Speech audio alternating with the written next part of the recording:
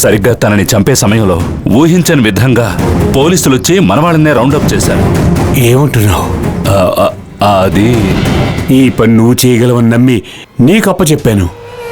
నువ్వు మొత్తం పాడు చేశావు. అనుకున్న పని జరగలేదని నాకే బాధగా ఉంది స్వామి. సరే, జరిగింది జరిగిపోయింది.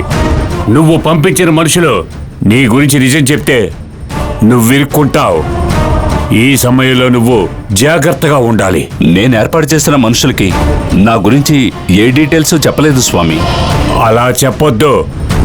కేరళ పోలీసులు సామాన్యులు కారు. ఈ హత్యకి పథకం వేసి నిన్ను వెతికి ఎలాగైనా పట్టుకుంటారు. నువ్వు వాళ్ళ చేతిలో ఇరుక్కుంటే తర్వాత నేను కూడా ఇరుక్కుంటాను. నేను గాని ఇరుక్కుంటే మొత్తం నాశనమైపోతుంది. ఇప్పుడు నన్నేం చేయమంటారు స్వామి?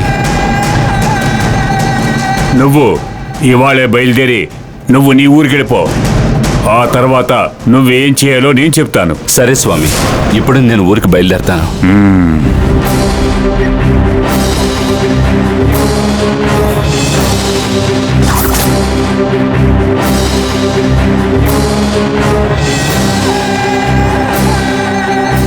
నేను చేసే ప్రతి ప్రయత్నం ఫలించటం లేదు.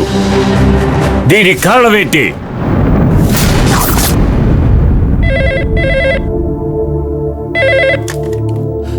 హలో సార్, మిమ్మల్ని వెతుక్కుంటూ ఇన్స్పెక్టర్ గారు వచ్చారు. వెయిట్ చేస్తున్నారు. త్వరగా రిసెప్షన్కి రండి. ఇన్స్పెక్టర్తో ఎవరైనా ఉన్నారా? ఒక అమ్మాయి ఉంది. ఆలస్యం చేయకుండా త్వరగా రండి సార్. ఓకే, వాళ్ళని వెయిట్ చేయమని చెప్పండి, నేను వచ్చేస్తాను. Okay sir. ఎవరండి? అదో చిన్న సస్పెన్స్. నేను వెళ్ళొచ్చిన తర్వాత చెప్తాను.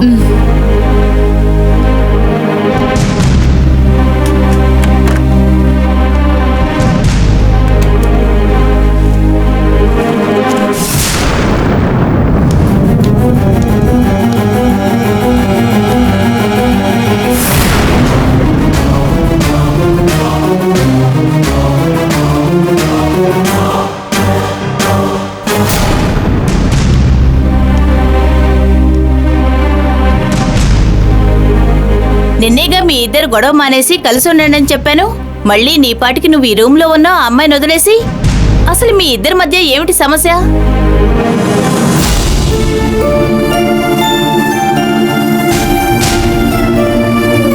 అసలు మీ ఇద్దరిని చూస్తుంటే ఎవరిది తప్పో నాకు అర్థం కావడం లేదు. కుటుంబం అన్నాక సమస్యలు వస్తూ ఉంటాయి. అందుకని ఇలా విడిపోతే సమస్యలు తీరిపోతాయా? నాదే మేడం తప్పు. నేను తన్ని ఎలాగైనా కన్విన్స్ చేస్తాను. ఇక మీదట ఏ తప్పు జరగకుండా నేను చూసుకుంటాను. ఇతన్ని చూస్తుంటే గొడవ పడేవాళ్ళ కనపడడం లేదు. మరి నీకేంటమ్మా సమస్య? ఇకపై అలా జరగదు మేడం. ఇక నువ్వెప్పుడైనా కనపడితే మీ ఆయనతోనే కనపడాలి. చూడండి సార్, మీరెప్పుడు కలిసే ఉండాలి. మనసులో అయ్యలే కూటిపో. రా.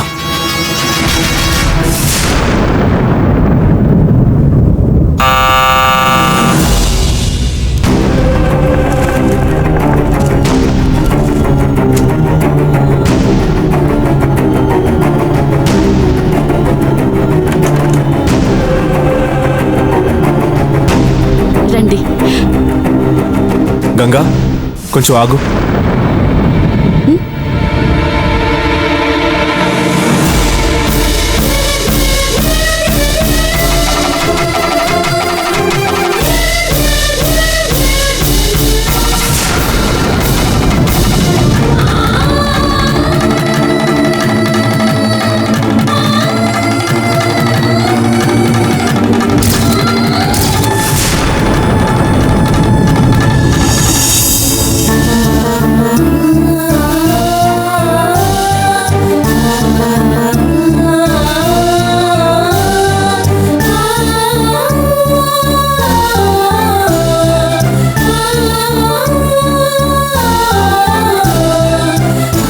రండి.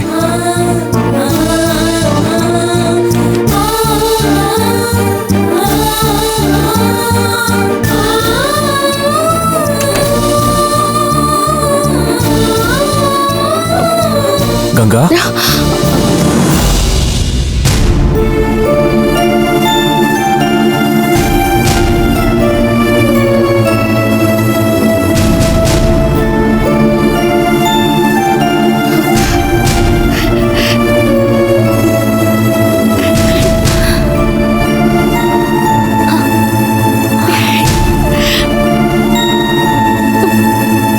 నేను నమ్మలేకపోతున్నానండి.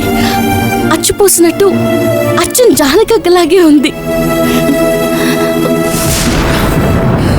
తను నా వైఫ్ గంగా.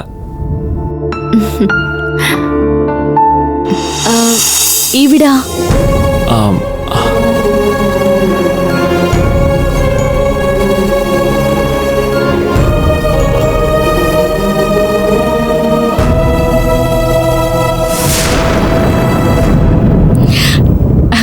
నేనే చెప్పేస్తాను. ఈవిడ మీ వైఫ్. హే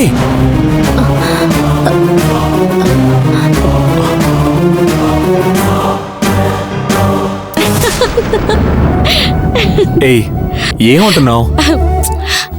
అది కాదు, చూడ్డానికి మన జానకక్కలాగే ఉంది కదా, అందుకే అలా చెప్పాను.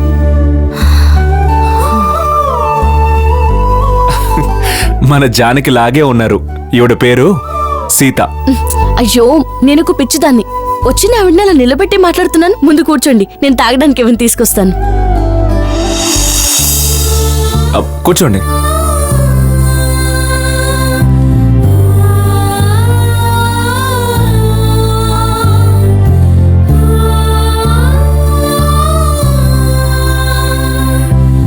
ఇదిగోండి, తీసుకోండి.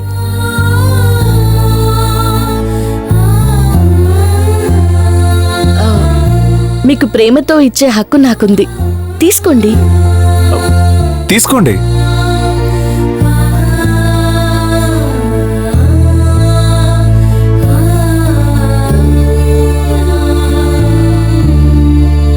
ఎవరండి ఈవిడ? ఎక్కడ చూశారు? చెప్తాను.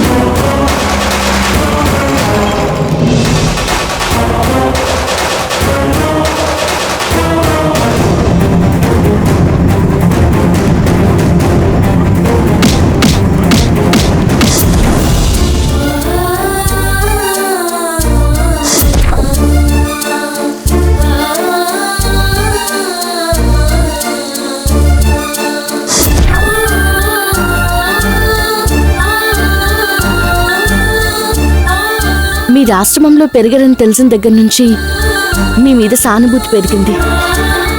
అక్కడ మీకు పెళ్లి చేస్తున్నామని మీకు జరిగిన ఘోరాన్ని తలుచుకుంటే నాకెంతో బాధగా ఉంది.